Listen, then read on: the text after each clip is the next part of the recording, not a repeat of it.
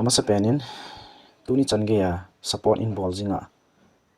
ka subscriber hon hi vin na bon cha chung wa ki pa thu ka hin sei na hi tuni ni hi chi video a in a video cha hi le Indian Constitution part 1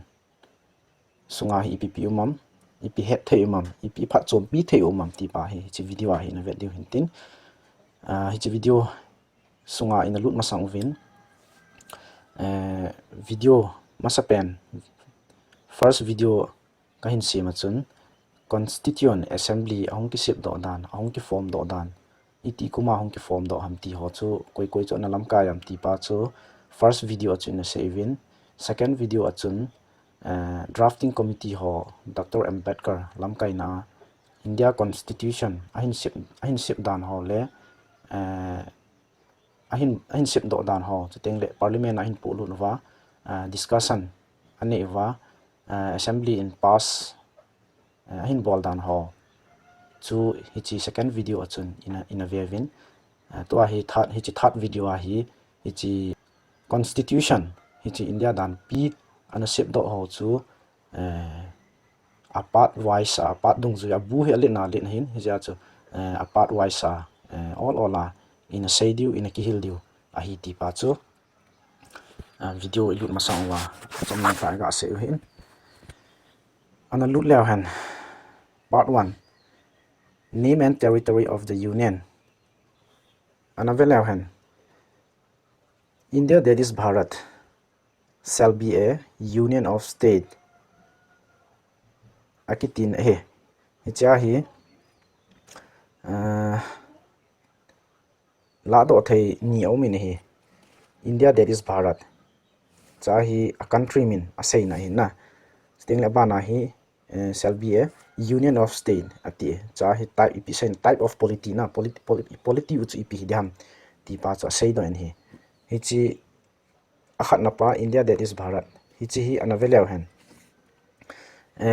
parliament session na hin na assembly anane watsun hichi chungchang thu hi nasata in kinil na anane evin debate anachi in member phep khat member ke khat chun traditional name Bharat iman diu hi ati vin hi ale member ke khat chun ai poi modern name India iman diu hi itia lui chi ki mang thai dam atha phat dung zu ya ki khel dung zu ya tha iman diu ti vin hi ale chai hin nasatan kinil na min achi hla thei loading lam kai hon het ba ja chu president in thutan hla na in India jong iti diu Bharat jong iti diu he tai tia chu danpu a hi ji hla na anane hi ja chu India hi Bharat jong kiti India jong kiti akiti in he yo constitution danpu dong zo ya na official name chu India, that is Bharat a he abana vakit le han abana hi pe sei pe on shall be a union of state atikin in hi hichi type of polity khana hin na iki vai hop ding dan na iki vai po ding dan pau cha sei na hin ga sei ding in USA rong kho Federation of State a hi ama ho hi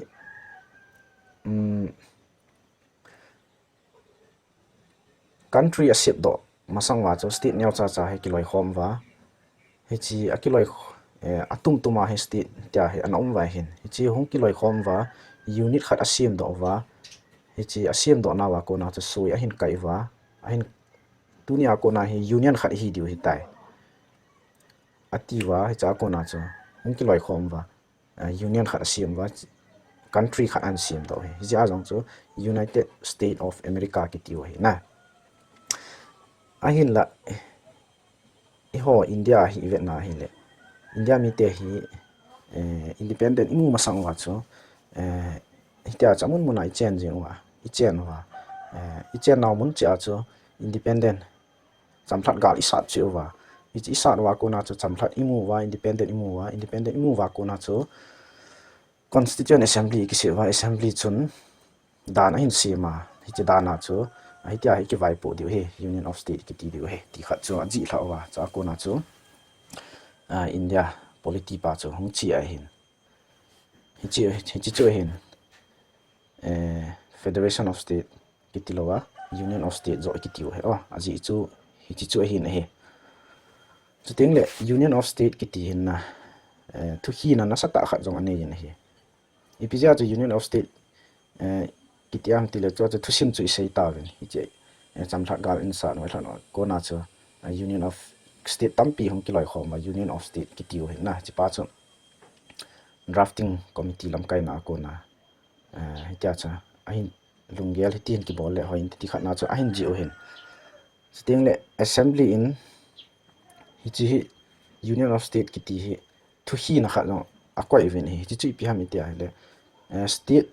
koi state hi ta ta khunung teng le khunung le koi man gam tum ai lo le koi ma chan pam pe na ki chom khen na ai lo le country chom sip ti ho bang koi ma chan a bol thei lo ding nom hen lang nom hi zong le hi chi dan thong zu ya hi part of India ba khat chu na hi jing jing ding hi ti pa chi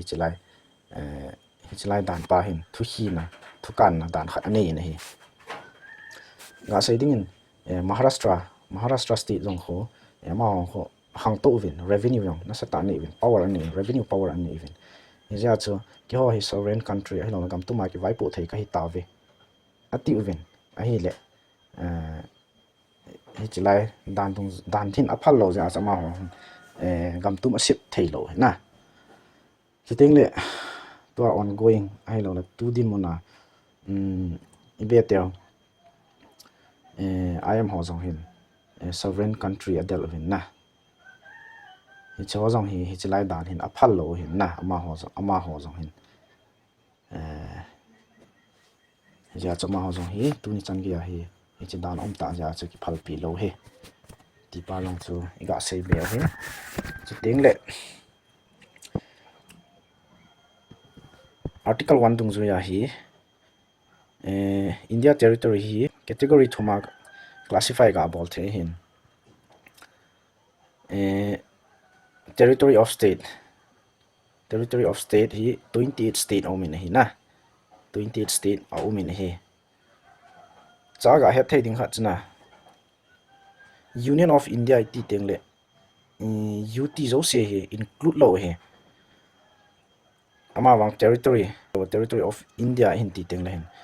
UT zong hi a hop thai na hi ja che wider express khan hin hi ja che territory of state ki ti territory of India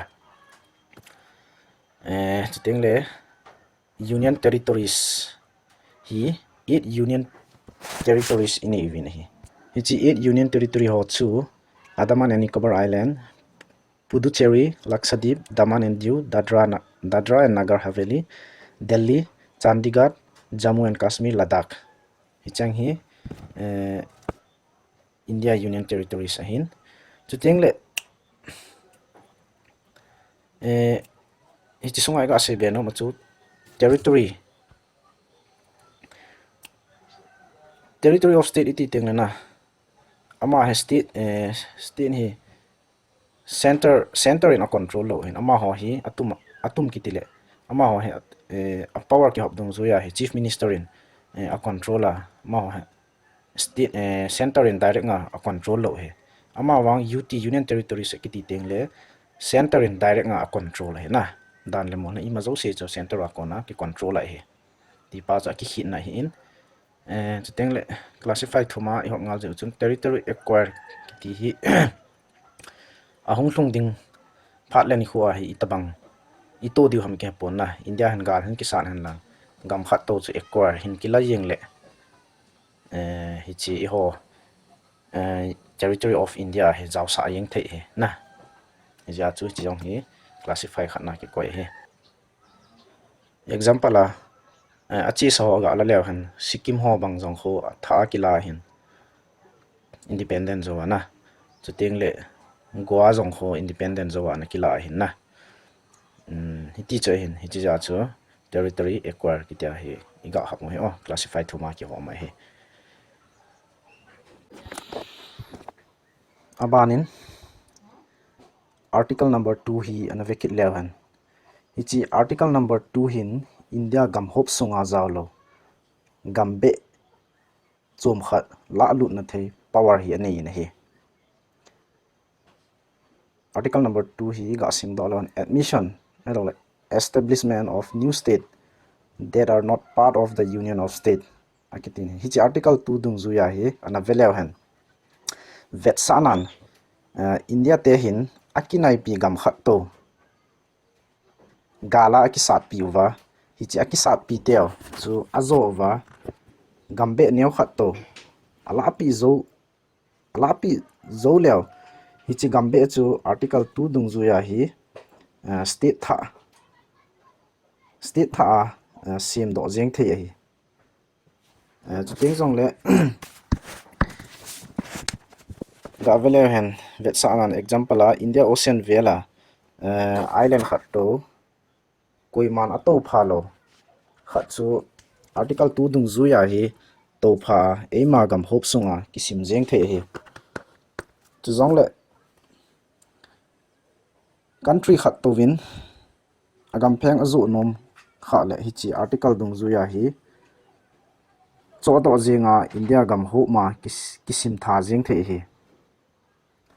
hi chi article dung zu ya hi india miten gam tha acquire anabol ho chu ga anung vet lew han example in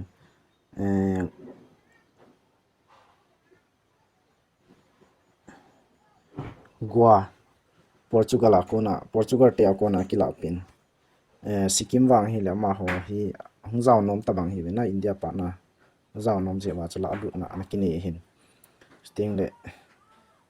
Dadra and Nagar Haveli sting le Daman and Diu Puducherry chi ho jang hi Portugal te akona hi chi article dung zu ya hi anakila apin hi oh ji chu article number 2 in a power nei dan chu ahi nahi article number 3 hi ep bol thaina ep power ane yam ti pa chu anavekit lew hen hi chi article dungzu ya hi india gam sunga state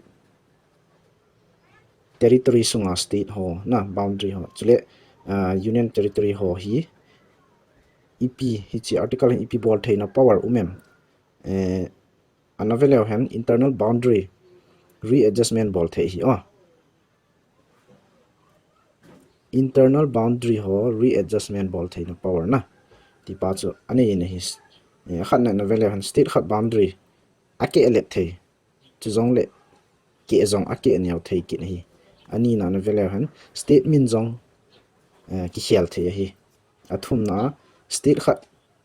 ki sunyawa state khat na ki be sa the hi ali na ga vele han state khat hi ke ani a jong so the hi chang he bol the ve sanan ke ani so thei pa he ga vela hen andhra pradesh rong chu ke ani ne ki so kha chu telangana ki so he na tengle up rong chu kha chu uttarakhand an ki so he na tengle bihar rong chu jharkhand na ki so he hi chu ho zo se bol theina power hi kun ane yam itile parliament ane yen he a hin procedure a umina hi chi chu hi le bill hi procedure khat chuga wala bill hi house khat pen ko ma pass anga yen hi ama wang hi chi masanga chu hi chi bill parliament a pass gabol masanga chu president pu ko ma chi a recommend gala anga yen hi aji chu hi chi bill hi parliament house a pass bol thayam lo lok sabha rajya sabha pass bol thayam na ti pa chu hi chi ga thun masanga chu president pa ko ma he seima ba wa chu recommend la masat pen anga yin he oh chiting le state boundary ke le a hi lo le ke neo a hi lo le state min hial di ham a hi ya le amasa pe na state legislature ko ma refer bol nga yin he na legislature ko ma refer bol nga yin he chi zo phat le house khat pen na bill present bol anga yin he rajya sabha hen no lok sabha hen bill present gabol nga yin hi ti chu he rules na sting le union territory awang state legislature ko ma chi ngai lo wa direct nga center parliament a po do jeng the hi chi bill parliament a aki hlut phat le parliament apu do jeng thei ho hichibil parliament a ki hlut phat le president of India in state legislature ho alungelu seina dinga phat chom khat phat api ding ama wang ima sei lo wa phat ki ka sunga aki chaile bill chu pass ki bol khumji hi tai hi chi article number 3 dung zu ya hi ho kuki cha ten jong center anga union territory with legislature Puducherry model a center henga ithum hin ki phatlam na imacha inei lo di hin aji chu hichala article number 3 hin ki chi selin a sei piwin state khat jong ke ani ki so thei he sting example ang saving telangana uttarakhand jharkhand ki tewang ke ani ne ki ana ki sem do hin hija chu ho public mi ho jong lam kai ho support atin movement paw hin na sata in chi pi jing jeng ute ti pa chu tham che ga sei thao hin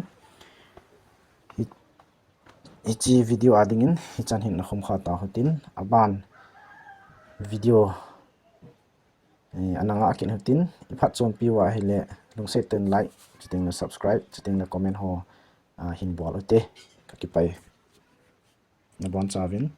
na dam selvin phat cham khana din ki mu to kawin